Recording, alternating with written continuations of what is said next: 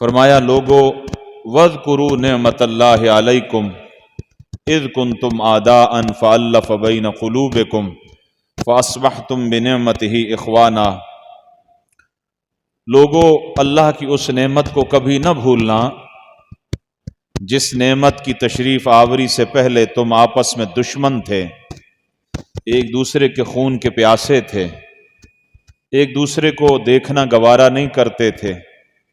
وہ نعمت تمہارے اندر تشریف لائی، تمہارے اندر آئی تو تم آپس میں بھائی بھائی بن گئے۔ اللہ یاد دلا رہا ہے کہ تمہاری زندگی میں میری اور بھی بہت ساری نعمتیں ہیں۔ اللہ کی عطا کردہ نعمتوں میں سے اولاد بھی اس کی عطا کردہ نعمت ہے، اچھا روزگار بھی نعمت ہے، اچھا گھر بھی نعمت ہے، اچھی سواری بھی نعمت ہے، بیماریوں سے چھٹکارا بھی نعمت ہے، بندہ حاسدین کے حسد سے محفوظ رہے یہ بھی اللہ کی نعمت ہے۔ مہنگائی کے اس دور میں بندہ اپنی کما کے اپنی کر کے کھاتا ہے، کسی کے سامنے دست سوال بلند نہیں کرتا، یہ بھی اللہ کی نعمتوں میں سے ایک نعمت ہے۔ اولاد ہے، فرمان بردار ہے، یہ بھی اللہ کی نعمتوں میں سے ایک نعمت ہے۔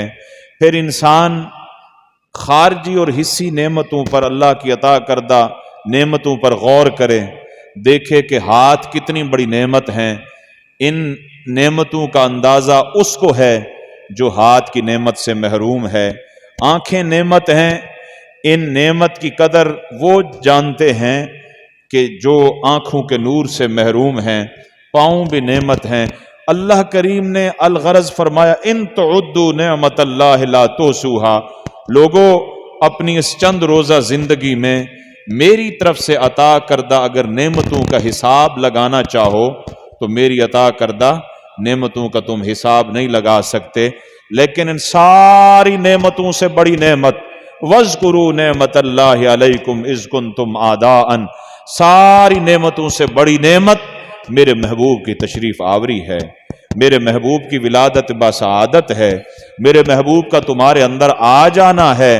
وَاذْكُرُوا نِعْمَةَ اللَّهِ عَلَيْكُمْ اِذْ كُنْتُمْ أَعْدَاءً فَأَلَّفَ بَيْنَ قُلُوبِكُمْ، میرے محبوب تشریف لائے، وہ لوگ جن کا کردار ننگ انسانیت تھا، وہ لوگ جن کو بکریاں چرانے کا طریقہ نہیں آتا تھا، وہ لوگ جو انسانیت کی تعریف سے ناآشنا تھے، وہ لوگ جو اپنی بچیوں کو زندہ درگور کر دیتے تھے، وہ لوگ جو اپنی ماں کو پاؤں کی جوتی سمجھتے تھے، وہ لوگ جو باپ کو دھکے دے کے سرے راہ اس کو ذلیل و رسوا کیا کرتے تھے، مصطفیٰ تشریف لائے، حضور نے بندوں کو بندہ بنایا، انسانوں کو انسان بنایا۔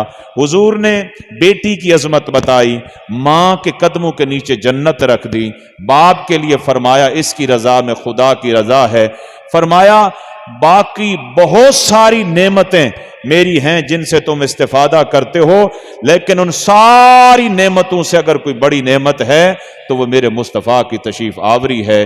میرے محبوب کی آمد سے قبل قومیں نافرمانی کرتی تھیں، ہم ان کے چہرے مس کر دیتے تھے، ہم ان پہ عذاب اتارتے تھے، کسی پر آگ کا عذاب اتارا، کسی پر پتھروں کا عذاب اتارا، کئیوں کو زمین میں دھسایا، کئیوں کو اوپر اٹھایا زمین پر مار دیا۔ یہ بھی میرے مصطفیٰ کی نعمت ہے۔ نافرمانیاں کرتے ہو، تمہارے چہرے نہیں بگڑتے، تم زمین میں نہیں دھستے، تمہاری روزیاں میں بند نہیں کرتا، ظاہری جو تم نے عزت لوگوں میں بنا رکھی ہے میں ان میں بھی کمی نہیں آنے دیتا۔ وَاذْكُرُوا نِعْمَةَ اللَّهِ عَلَيْكُمْ، یہ صدقہ ہے مصطفیٰ کی تشریف آوری کا، یہ صدقہ ہے مصطفیٰ کے میلاد کا۔ لہٰذا اور بھی بڑی نعمتیں ہیں، لیکن ان نعمتوں میں سب سے بڑی نعمت تمہاری زندگی کی میرے محبوب کی آمد ہے۔ تو دوستو، آقا کے میلاد کے دو پہلو ہیں، دو حصے ہیں۔ ایک پہلو کا تعلق خوشی کے ساتھ ہے کہ جب یہ موسم آئے، ماہ میلاد آئے، خوب خوشی کا اظہار کریں، اور ہر وہ خوشی جائز ہے جس کی شریعت اجازت دیتی ہے، شریعت کی حدود و قیود کے اندر رہ کے۔ جلوس نکالیں، جھنڈے لگائیں، غریبوں کو کھانے کھلائیں، ننگوں کو کپڑے پہنائیں، جو خوشی آپ کر سکتے ہیں کریں۔ بیٹے کی آمد پر بھی خوشیاں کرتے ہیں، بیٹے کی شادی پر بھی خوشیاں کرتے ہیں۔ بس اوقات وہ خوشیاں شریعت کے دائرے سے باہر چلی جاتی ہیں، لیکن یہ وہ ماہ مبارک ہے جس کی آمد پر اس قدر مسلمان کو خوش ہونا چاہیے کہ زندگی کی ساری خوشیاں جو مناتا ہے وہ ساری خوشیاں آمد مصطفیٰ کے موسم پہ ماند پڑ جائیں، کم ہو جائیں۔ یہ اتنی بڑی نعمت ہے۔ ایک پہلو حضور کے میلاد کا خوشی کے ساتھ ہے کہ پورا مہینہ اپنا ٹوٹا ہوا تعلق آقا سے درود پاک پڑھ پڑھ کے وہ قائم کریں، اور جو خوشی کر سکتے ہیں کریں۔ اور اس میں کوئی مسلک کی تفریق بھی نہیں ہے۔ 12 ربیع الاول کو تو ویسے جلوس نکالنا صحابہ کی سنت ہے۔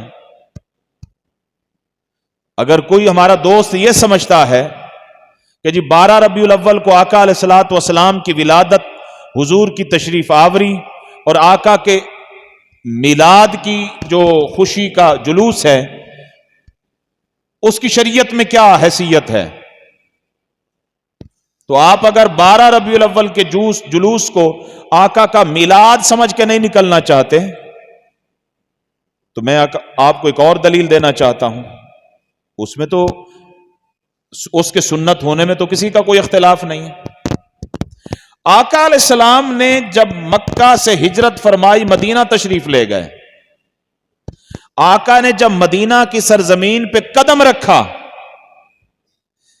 دن پیر کا تھا، تاریخ 12 ربیع الاول کی تھی۔ پیر کا دن 12 ربیع الاول کی تاریخ، کب؟ جب اللہ کے محبوب ہجرت فرما کے مکہ سے مدینہ تشریف لے گئے۔ اس دن 12 ربیع الاول پیر کے دن مدینہ کی گلیوں میں کیا صحابہ نے جلوس نکال کے مصطفیٰ کا استقبال نہیں کیا؟ ہے کوئی عالم دین جو ان حقیقتوں کا انکار کر سکے، ان حدیث کا انکار کر سکے؟ 12 ربیع الاول پیر کے دن مدینہ کی سرزمین پر کیا صحابہ کرام نے اپنے امامے اتار کے اپنے نیزوں پر لٹکا کے جھنڈے نہیں بنائے حضور کی آمد پر؟ ہے کوئی عالم دین جو اس حقیقت کا انکار کرے؟ 12 ربیع الاول پیر کے دن ہجرت مدینہ کے وقت آقا علیہ السلام جب مدینہ کی سرزمین پر پہنچے، اس وقت مدینہ کی پردہ نشین عفت ماں بہنیں بیٹیاں اپنے گھروں کی چھتوں پہ نہیں آ گئیں؟ یا محمد یا رسول اللہ کے نعرے نہیں لگاتی تھی؟ صحابہ کرام یہ نعرے نہیں لگا رہے تھے؟ طلع البدر علینا کے ترانے مدینہ کے بچے نہیں الاپ رہے تھے؟ آج جو کچھ حضور کے عاشق، حضور کے محب، حضور کے امتی آقا کی محبت میں، جلوس میں جو کچھ نیک کام کرتے ہیں، کیا ہجرت مدینہ کے وقت 12 ربیع الاول پیر کے دن صحابہ نے وہ کچھ نہیں کیا؟ تو اگر 12 ربیع الاول پیر کا دن کوئی حضور کے میلاد کا دن نہیں سمجھتا تو ہجرت مدینہ آمد کی خوشی کا دن سمجھ کے اس دن جلوس میں شرکت کر لے۔ حضور کی یہ سنت بھی تو ہے۔ تو ایک یہ تعلق آقا علیہ الصلوۃ والسلام میلاد کا پہلو جو ہے یہ خوشی کے ساتھ ہے۔ ہر طریقے کی خوشی جائز ہے لیکن شریعت کی حدود و قیود کے اندر ہو۔ اور آقا کے میلاد کا دوسرا پہلو یہ ہے کہ آقا کے میلاد نے، حضور کی ولادت نے انسانیت کو کیا دیا ہے، اس کائنات کو کیا دیا ہے۔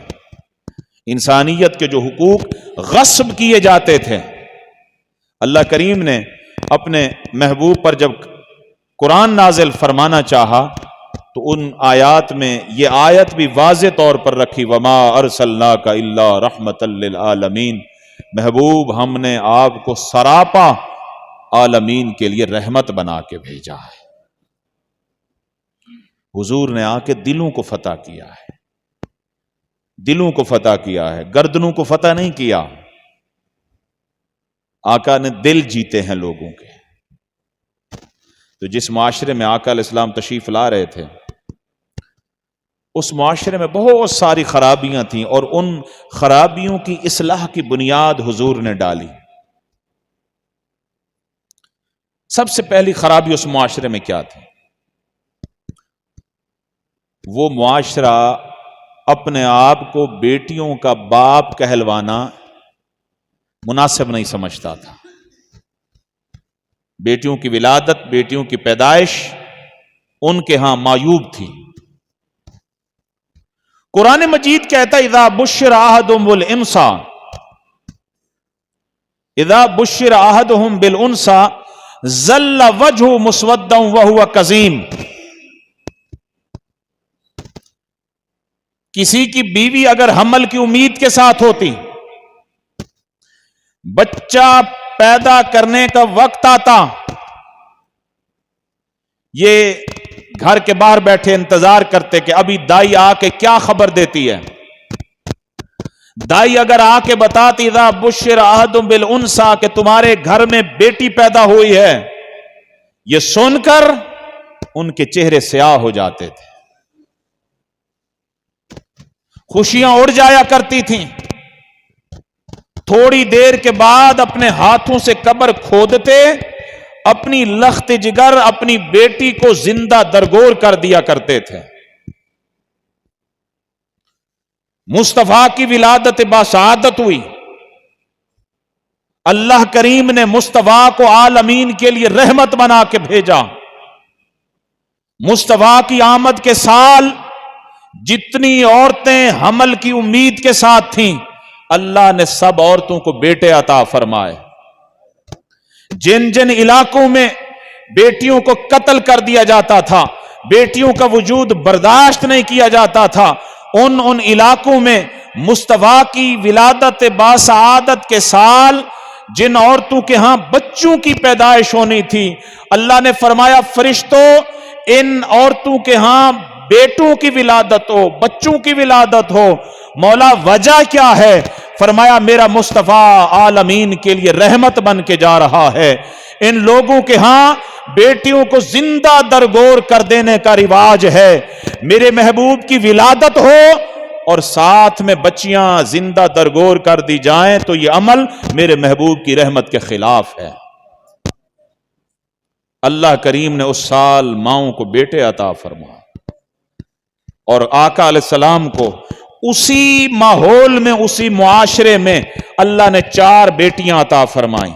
سیدہ زینب سلام اللہ علیہا، سیدہ رقیہ سلام اللہ علیہا، سیدہ ام کلثوم سلام اللہ علیہا، اور سیدہ کائنات سیدہ عالم سیدہ فاطمۃ الزہرا سلام اللہ تعالی علیہا۔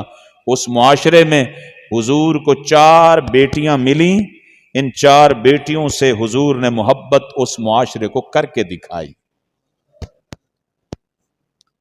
آقا علیہ السلام ان کو سینے پہ لٹاتے تھے، ان کو کاندھوں پہ سوار کرتے، آقا علیہ الصلوۃ والسلام ان کو اپنی گود میں سلاتے تھے، حتیٰ کہ جب 3 بیٹیاں رخصت ہو گئیں حضور علیہ السلام کی بڑی 3 شہزادیاں، اب جب سیدہ کائنات حضور کی خدمت میں آتی تھی، حضور بیٹی کا کھڑے ہو کے استقبال فرمایا کرتے تھے۔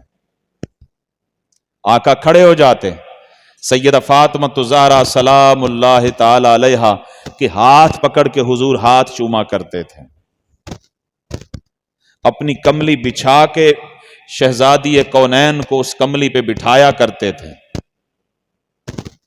بٹھا کے ہاتھ پکڑ کے ان کا چہرہ مبارک تک کے فرماتے میری بیٹی فاطمہ، میرے جتنے صحابہ، میرے جتنے غلام ہیں مجھ سے بات کرتے ہیں، بات کرنے سے پہلے یہ عرض کرتے ہیں فدا کا ابی و امی یا رسول اللہ، حضور آپ پر ہمارے ماں باپ قربان ہو جائیں، لیکن بیٹی فاطمہ جب تو میرے پاس چل کے آتی ہے میں کھڑے ہو کے استقبال کرتا ہوں، اپنی کملی پہ تجھے بٹھاتا ہوں، کملی پہ بٹھا کے تیرا چہرہ تک کے میں یہ کہنے پر مجبور ہو جاتا ہوں فدا کے ابی و امی یا فاطمہ، فاطمہ تجھ پر مجھ محمد کے ماں باپ قربان ہو جائیں۔ یہ بیٹیوں کو محبت دی حضور نے۔ سو آج بھی بیٹیوں کا قتل کیا جاتا ہے، آج بھی بیٹیوں کو زندہ درگور کیا جاتا ہے، لیکن طریقہ مختلف ہے۔ اس زمانے میں بیٹی پیدا ہوتے ہی قبر میں گاڑ دیا جاتا، لیکن آج بیٹی کو جاہل رکھ کے زندہ درگور کیا جا رہا ہے، بیٹی کو بے حیا بنا کے زندہ درگور کیا جا رہا ہے، بیٹی کو اس کے حقوق نہ دے کے اس کو زندہ درگور کیا جا رہا ہے، بیٹی کے حقوق ضبط کر کے اس کا حصہ جائیداد اور وراثت میں ضبط کر کے آج بھی اس کو زندہ درگور کیا جا رہا ہے۔ اور یہ کرنے والے کون ہیں؟ مصطفیٰ سے محبت کے دعوے دار، حضور کا میلاد منانے والے، حضور کی آمد پر خوشیوں کا اظہار کرنے والے، حضور کی سیرت اور حضور کے میلاد کی مجالس منانے والے۔ حضور سے اگر محبت ہے تو جو رویہ حضور نے معاشرے میں بپا کیا اس رویے کو اپنانا چاہیے، یہ اصل حضور سے محبت ہے۔ تو دوسری خرابی کیا تھی اس معاشرے میں؟ عورتوں کو پاؤں کی جوتی سمجھا جاتا تھا۔ عورتوں کو، ایک شخص کے نکاح میں 100 عورتیں ہوتی، 100 عورتیں، اور وہ جب کسی عورت سے تھک جاتا، ناراض ہو جاتا، اپنے کسی دوست کو بلاتا، کہتا کہ یار تو اگر اپنی کسی بیوی سے تھکا ہوا ہے تو ہم سودا کر لیتے ہیں، میں جس سے تنگ ہوں اس کو تو لے جا، جس سے تو تنگ ہے وہ مجھے دے جا۔ یہ سب کچھ معاشرے میں یہی ہوتا تھا۔ یونان جہاں بڑے بڑے مفکر ہوئے، ارسطو جیسے فلاسفر جہاں پہ پیدا ہوئے، وہاں عورت کی زبوحالی کا کیا عالم تھا حضور کی آمد سے پہلے؟ جس مرد کو خوبصورت اولاد کی ضرورت ہوتی وہ اپنے معاشرے کے خوبصورت ترین 10 مردوں کو کتوں کی طرح اپنی بیوی پہ چھوڑتا تھا۔ یہ عورت کا حال تھا۔ آقا علیہ السلام تشریف لائے، آقا کریم صلی اللہ علیہ وسلم نے عورت کے حقوق بتائے کہ عورت، صحابہ نے پوچھا یا رسول اللہ صلی اللہ علیہ وسلم ہم پر ہماری بیویوں کے کیا حقوق ہیں؟ آقا علیہ السلام نے فرمایا ان تطعمھا اذا طعمت، جس طرح کا اچھا کھانا تو کھاتا ہے ویسا اچھا کھانا بیوی کو کھلایا کر۔ اس آیت کو نہ بھولیں جو میں نے خطبے میں پڑھی، وما ارسلناک الا رحمۃ للعالمین۔ یہ ہستی عالمین کے لیے رحمت بن کے آ رہی ہے۔ یہ حضور کا میلاد ہے کہ مختلف طبقات کو تاجدار کائنات صلی اللہ علیہ وسلم کی رحمت کا حصہ مل رہا ہے۔ وہ کسی کہنے والے نے کیا خوب کہا کہ آج اگر کوئی پوچھے کہ مصطفیٰ کا میلاد کیوں منانا چاہیے تو وہ بیٹی یہ کہے کہ مصطفیٰ کا میلاد اس لیے منانا چاہیے چونکہ مجھے مصطفیٰ کی آمد کے ساتھ عزت ملی، ورنہ مصطفیٰ کی آمد سے پہلے تو مجھے زندہ درگور کر دیا جاتا تھا۔ وہ ماں کہے کہ مصطفیٰ کی آمد پر خوشیوں کا اظہار کیا جائے، جس ماں کو باپ کے مرنے کے ساتھ ہی ترکے میں شمار کر دیا جاتا تھا، جس بیٹے کے حصے میں آتی ماں کے ساتھ منہ کالا کرتے ہوئے اس کو شرم محسوس نہیں ہوتی تھی۔ اس عورت کو میلاد کی خوشی منانی چاہیے جس کو پاؤں کی جوتی سمجھا جاتا تھا۔ ان یتیموں کو میلاد منانا چاہیے جن کے آقا کی آمد سے پہلے کوئی حقوق نہیں تھے۔ ان غریبوں کو مصطفیٰ کا میلاد منانا چاہیے، آمد پر خوشی کا اظہار کرنا چاہیے، جنہیں نسل در نسل غلامی کی زندگی میں لوگ زندہ رکھ رہے تھے، جب چاہتے تھے بیچ دیتے تھے، جب چاہتے تھے قتل کر دیتے تھے، جب چاہتے تھے ان کے ساتھ جو سلوک روا رکھتے تھے۔ آقا علیہ السلام نے فرمایا ان تطعمھا اذا طعمت، جس طرح کا اچھا کھانا تو کھانا پسند کرتا ہے نا بیوی کو ویسا کھلایا کر۔ وَتَكْسُوهَا إِذَا اكْتَسَيْتَ، جس طرح کا اچھا لباس پہننا تو پسند کرتا ہے بیوی کو ویسا اچھا لباس خرید کے دیا کر۔ بہت سارے عزت دار ایسے ہوں گے جو باہر تو بڑے عزت دار ہیں لیکن گھر میں عورتوں کی زبوحالی کیا ہے۔ میں اپنے علاقے کے بہت بڑے ایسے کروڑ پتی کہنا بھی میرے خیال میں کم ہوگا، ارب پتی بندے کو جانتا ہوں جس کی 2 شادیاں ہیں، ایک بیچاری علاقے میں فطرانہ لے کے زندگی گزارتی ہے، اور دوسری کو اس نے واپڈا ٹاؤن ملتان میں کروڑہ روپے کی کوٹھیاں نام کرا کے زندگی گزار رہے ہیں، اور دیکھیں تو ہاتھ میں تسبیح چل رہی ہوتی ہے، ادھر ماتھوں پر سجدوں کے نشان، منافقت کے پھٹکار ہے یہ۔ آقا علیہ السلام نے فرمایا جس نے 2 شادیاں کی اور بیویوں میں حقوق میں توازن نہیں رکھا، قیامت کے دن اس بے ایمان کا ایک حصہ مفلوج ہوگا، ایک حصہ۔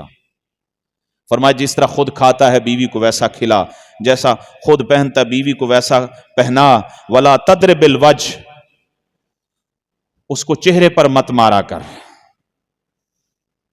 ہم مردوں کو جب غصہ آتا ہے نا تو سب سے پہلے اپنی بیوی کا منہ کالا نیلا کرتے ہیں۔ ہماری مردانگی چونکہ بس 2 چیزوں میں ہے، ان کے ساتھ سونا اور ان کو مارنا، یہ ہماری مردانگی ہے۔ باقی مردانگی شردانگی وہ نہیں ہے جو آقا علیہ السلام نے بیان فرمائی۔ فرمایا اس کو چہرے پر مت مارا کر، ولا تجہر الا فی البیت، فرمایا اس کو تنہا مت چھوڑا کر۔ ہمارے جتنے پردیسی روزگار کے سلسلے میں باہر گئے ہوئے ہیں، مجبوری اپنی جگہ، لیکن ذرا پیچھے مڑ کے دیکھیں پیچھے حالات کیا ہوتے ہیں۔ وہ تو میں جس منصب پہ ہوں میں بتا نہیں سکتا، کتنی ہماری بہنوں کے فون آتے ہیں کہ جو پیچھے درندے وہ چھوڑ کے گیا ہے، باپ کی صورت میں، بھائی کی صورت میں، کوئی نہیں چھوڑتا پیچھے ان کو۔ یہ حقائق ہیں۔ 3 4 8 سال لگائیں آپ، لیکن پیچھے جن کی بچیوں کو آپ بیاہ کے لے آئیں، یا تو ان کو ساتھ لے جائیں یا طلاق دے جائیں، تاکہ وہ 8 9 سال ایسے تو نہ بیٹھی رہے نا۔ فون آتے ہیں، سگے بھائی جو باہر گیا اس کے سگے بھائی پیچھے انہوں نے باریاں بنائی ہوئی ہیں، آج کی رات فلاں سوئے گا، فلاں رات فلاں سوئے گا، پھر وہ بیٹے جاتے ہیں تو باپ آ جاتا ہے۔ آقا علیہ الصلوۃ والسلام رحمت بن کے آئے ہیں، اور رحمت کا تقاضا کیا ہے؟ فرمایا اپنے گھر کے علاوہ اپنی بیوی کو تنہا مت چھوڑا کرو، ساتھ رکھا کرو، یہ اس کے حقوق ہیں۔ حضور عورتوں کے لیے رحمت بن کے آئے ہیں۔ روزگار کی تلاش اپنی جگہ، مگر مصطفیٰ کے فرمودات کی گہرائی کو بھی سمجھیں آپ، آقا علیہ السلام کے فرمان کی روح کو بھی سمجھیں۔ پھر اما عائشہ صدیقہ رضی اللہ تعالی عنہ فرماتی ہیں، آقا علیہ الصلوۃ والسلام نے ارشاد فرمایا، بلکہ فرماتے ہیں کہ میں نے زندگی میں آقا علیہ الصلوۃ والسلام کو دیکھا، حضور نے زندگی میں کبھی ما ضرب رسول اللہ صلی اللہ علیہ وسلم خادما لہ ولا امرأۃ لہ، حضور نے زندگی میں نہ کبھی خادم کو مارا، نہ آپ نے کبھی اپنی زوجہ محترمہ کو مارا۔ ہم آقا کا نام لینے والے، حضور کا میلاد منانے والے، حضور کی سیرت کو دیکھیں کہ ہم کیا کر رہے ہیں اپنے گھر والوں کے ساتھ، ہمارا کیا رویہ ہے۔ پھر آقا کریم صلی اللہ علیہ وسلم نے ارشاد فرمایا، حضور نے فرمایا کہ حضرت ابو ہریرہ کو فرمایا، دینار انفقتہ فی سبیل اللہ، ایک دینار وہ ہے جس کو تو اللہ کے راستے میں خرچ کرتا ہے۔ دینار انفقتہ علی رقبۃ، ایک دینار وہ ہے جس کو تو کسی قیدی کو چھڑانے کے لیے خرچ کرتا ہے۔ دینار انفقتہ علی مسکین، ایک دینار وہ ہے جس کو تو کسی مسکین پہ خرچ کرتا ہے۔ اعظم اجرا الذی انفقتہ علی اہلک، فرمایا اللہ کے راستے میں خرچ کیا ہوا پیسہ بھی بڑا برکت والا ہے، مسکین پر خرچ کیا ہوا پیسہ بھی اللہ کے نزدیک بڑی عزت والا ہے، قیدی پر خرچ کیا ہوا پیسہ بھی بڑی عزت والا ہے، لیکن فرمایا اس روپے، اس پیسے، اس دینار کا کوئی روپیہ، پیسہ، دینار مقابلہ نہیں کر سکتا جس کو تو اپنے بیوی بچوں پہ خرچ کرتا ہے۔ یہ ان کے حقوق ہیں۔ پھر آقا کریم صلی اللہ علیہ وسلم، آخری فرمان آقا علیہ الصلوۃ والسلام کا، فرمایا کہ اکمل المؤمنین ایمانا احسنہم خلقا، فرمایا ایمان کے اعتبار سے کامل ترین وہ لوگ ہیں جن کا اخلاق سب سے بہترین ہے۔ فرمایا خیرکم خیرکم لنسائہم، فرمایا لوگوں تم میں سے بہترین وہ ہے، تم میں سے بہترین وہ ہے جو اپنی بیویوں کے ساتھ اچھا ہے، جو اپنے گھر والوں کے ساتھ اچھا ہے۔ گھر میں درندے ہم بن جاتے ہیں، باہر آ کے معززین بن جاتے ہیں۔ یہ آقا علیہ السلام کی رحمت ہے جو خواتین کو ملی۔ وما ارسلناک الا رحمۃ للعالمین، میلاد کے دو پہلو ہیں، خوشیوں کا اظہار بھی کریں اور ساتھ میں آقا علیہ السلام کے میلاد نے معاشرے میں جو رحمتیں پھیلائیں ان رحمتوں کو بھی کبھی نہ بھولیں۔ وآخر دعوانا ان الحمدللہ۔